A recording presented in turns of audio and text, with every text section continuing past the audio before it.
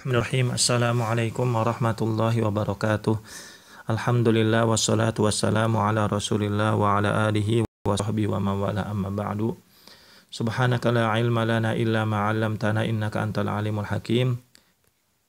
Kelas 10 PK, ikhwan dan akhwat. Kita langsung mulai pelajaran kita pada kesempatan kali ini berkaitan tentang hadis gharib.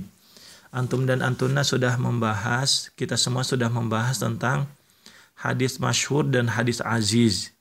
Dan hadis gharib ini adalah hadis yang terakhir berkaitan tentang pembagian hadis berdasarkan jumlah perawi dari setiap tingkatan sanadnya. Maka kita langsung bacakan al-gharibu ta'rifuhu lughatan. Hadis gharib definisinya secara bahasa adalah sifatun musyabbahah. Sifat musyabbahah dari kata ghoroba. Gharib. Apa yang dimaksud dengan gharib adalah bimakna al-munfarid. Artinya yang menyendiri. Ada dua makna di sini. Yang berikutnya adalah hu'awi au al-ba'idu an aqaribihi, atau yang jauh dari kerabat-kerabatnya. Nah, ini secara bahasa. Makanya di dalam hadis Abdullah bin Umar disebutkan kun fid dunya ka'annaka gharibun aw 'abirus sabil. Gharib di sini artinya al-ba'id an aqaribihi, seseorang yang jauh dari kerabatnya, terasingkan. Istilahan secara istilah adalah ma yanfaridu bi riwayatihi rawin wahidun. Yaitu hadis ma yanfaridu yang diriwayatkan sendiri biriwayatihi dalam periwayatannya rawin wahidun oleh satu orang perawi. Nah, oleh satu orang perawi. Maka satu orang perawi ini apakah ada di setiap tingkatan sanad atau tabaqatus sanad?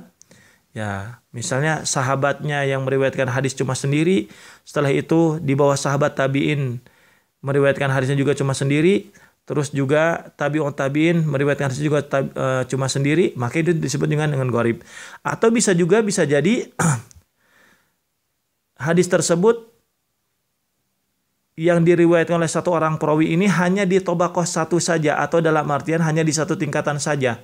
Misalnya di sahabatnya banyak diriwayatkan, di tingkatan sahabat banyak sahabat yang meriwayatkan hadis tersebut, tapi di tabi'in hanya satu orang yang meriwayatkan. Setelah itu di bawah tabi'in, tabi'ut tabi'in banyak lagi yang meriwayatkan. Maka itu juga sama disebut dengan hadis gharib. Nanti kita akan belajar tentang gharib mutlak dan gharib nisbi. Nah, pembagiannya. Kita langsung ke nomor 3.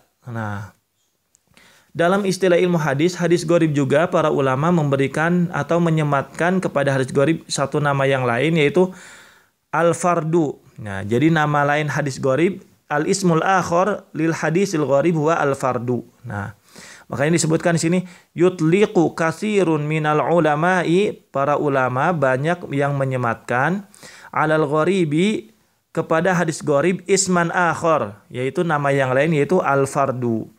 Jadi kalau misalnya antum dan antuna baca kitab hadis atau baca kitab mustalahul hadis, lalu disebutkan hadza hadisun fardun, ini hadis fardun, maksudnya adalah hadis gharib. Nah, seperti itu. Nah, ini berkaitan tentang hadis gharib. Kita lanjutkan kembali ke aqsamuhu, pembagiannya. Ya.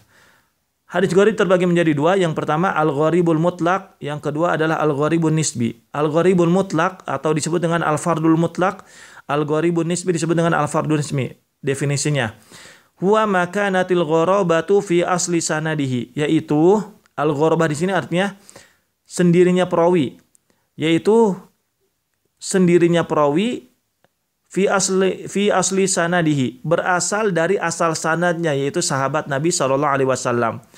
Au ai ma yanfaridu bi riwayatihi syakhsun wahidun fi asli sanadihi. Ya.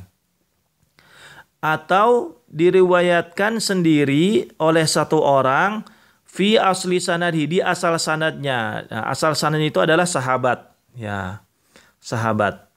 Maka kalau misalnya Nabi Shallallahu Alaihi Wasallam memberikan periwayatan hadis tersebut kepada satu orang sahabat, lalu satu orang tabi'in, kemudian sahabat memberikan periwayatan tersebut kepada satu orang tabi'in meriwayatkan hadis tersebut kepada satu orang tabi'in, maka ini yang disebut dengan gharib mutlak. Misaluhu, contohnya, hadis innamal a'malu biniyat. Hadis innamal a'malu biniyat dikeluarkan oleh dua syekh, yaitu Imam Bukhari dan Imam Muslim. Di sini sebutkan tafarrada bihi Umar bin Khattab. Ya. Hadis ini diriwayatkan sendiri oleh Umar bin Khattab. Tidak ada sahabat yang lain yang meriwayatkannya. Nah, dan tafarrud ini menyendirinya Umar bin Khattab sampai Umar bin Khattab ke tabi'in sendiri lagi. Tabi'in ke tabi'in sendiri lagi. Nah, ini yang disebut dengan gharib mutlak. Nah, yang berikutnya adalah gharibun nisbi. Al-gharib nisbi atau al-fardun nisbi yaitu apa? Maka natil gharabatu, yaitu kesendirian perawinya fi athna isanadihi, di tengah-tengah sanadnya. Nah, atau bisa juga diartikan ayarwiyahu, atau diriwayatkan aktsar min rawin fi asli sanadihi, lebih banyak oleh perawi di asal sanadnya. Ya, summa yanfaridu bi riwayati, kemudian menyendiri dalam periwayatannya rawin wahidun, satu orang perawi, an ulaika ruwati, dari perawi-perawi tersebut. Jadi misalnya Nabi Shallallahu Alaihi Wasallam memberikan periwayatan hadis ini kepada 10 orang sahabat atau 5 orang sahabat. Tapi 5 orang sahabat ini hanya memberikan periwayatan kepada satu orang tabi'in saja. Di sahabat ada 5 orang perawinya, di tabi'in cuma ada 1 orang perawinya. Nah, di bawah tabi'in, tabi'ut tabi'in cuma 1 orang lagi perawinya. Maka ini disebut dengan gharib nisbi. Jadi patokannya asal sanadnya. Ya. Patokannya adalah asal sanadnya, ya. Nah, misaluhu, contohnya hadis Malikin aniz Zuhri. Hadis Malik dari Imam Az-Zuhri an Anasin, dari Anas radhiyallahu anhu, anna Nabi sallallahu alaihi wasallam dakhala Makkah wa ala ra'sil mighfar. Nabi sallallahu alaihi wasallam memasuki kota Mekah dan di atas kepalanya ada mighfar. Mighfar ini adalah penutup kepala yang biasa digunakan oleh para prajurit perang. Di sini disebutkan tafarrada bihi Malikun aniz Zuhri. Imam Malik meriwayatkan hadis ini sendiri dari Imam Zuhri. Bisa jadi hadis ini diriwayatkan oleh banyak para sahabat, lalu para sahabat itu hanya memberikan periwayatan ini kepada Imam Az-Zuhri, dan Imam Az-Zuhri hanya memberikan periwayatan ini kepada Imam Malik. Nah, seperti itu pembagian hadis gharib ada 2, gharib mutlak dan gharib nisbi. Kita lanjutkan kembali nomor 5. Insyaallah jenis-jenis hadis gharib nisbi tidak perlu kita bahas, ya. Nah, yang berikutnya adalah asyhuru al-musannafat fihi, nomor 8. Kitab-kitab yang masyhur berkaitan dengan hadis gharib. Ada 3 di sini yang disebutkan.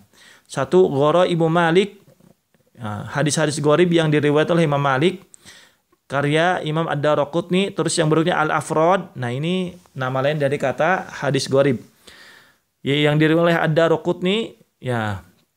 Terus juga As-Sunan allati tafarrada bi kulli sanatin, As-Sunan allati tafarrada bi kulli sunnatin minha ahlu baldah. Nah, sunnah-sunnah yang diriwayatkan sendiri, ya, oleh penduduk negeri dari setiap sunnah-sunnah darinya, dari setiap sunnah-sunnah yang ada. Ini karangan Imam Abu Daud As-Sajistani. Jadi di pelajaran ini antum dan antuna sudah belajar 1 definisi hadis gharib lugatan wastilahan, dan istilahnya sudah dijelaskan, ya, dan ini ada di poin kedua sudah dijelaskan, ya, di sini. Nah, terus juga nama lain dari hadis gharib sudah ketahui. Terus juga pembagian hadis gharib, baik gharib mutlak dan gharib nisbi, sudah dibahas definisi dan contohnya. Terus juga kitab-kitab yang masyhur berkaitan dengan hadis gharib. Nah, itu saja yang bisa kita pelajari pada kesempatan kali ini. Semoga ini antum bisa pahami, antuna bisa pahami. Kalaupun ada yang belum dipahami, mohon ditanyakan secepat mungkin. Dan tentunya mohon maaf apabila begitu banyak kekurangan. Yang benar itu dari Allah Subhanahu wa taala, yang salahnya dari diri Ustadz pribadi. Kita tutup dengan kafaratul majelis. Subhanakallahumma bihamdika asyhadu an la ilaha illa anta astaghfiruka wa atubu ilaik. Wassalamualaikum warahmatullahi wabarakatuh.